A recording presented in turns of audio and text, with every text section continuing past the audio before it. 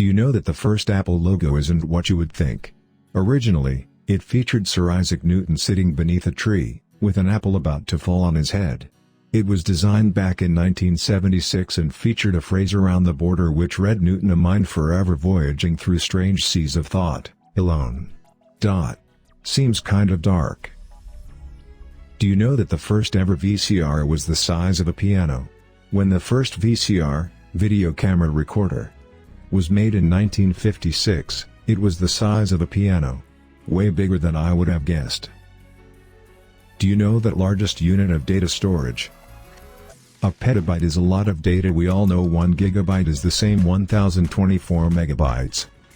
But did you know that 1 petabyte, PB, is equivalent to 1024 terabytes, TB? To give an example of how big this is, a 1 petabyte hard drive could hold 13.3 years of HD TV video.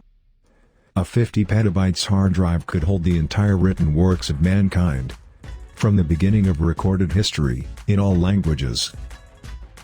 Do you know that first megabytes used to weigh hundreds of pounds? More specifically, 5 megabytes of data weighed 1 ton. In 1956, the first computer had something similar to a hard drive. At the time, it was a huge leap in storage capabilities. But the cabinet that contained the hard drive weighed over 2,200 pounds and could hold 5 MBs of data. Do you know that the first photograph ever taken in 1826 took 8 hours to expose? The creator of that camera, Louis Daguerre, was able to lower that time drastically to just 15 minutes in 1839. Is GPS free? Even though it is free to use GPS globally, it costs $2 million to operate every day. This money comes from American tax revenue. Do you know that the first computer mouse wasn't made from plastic?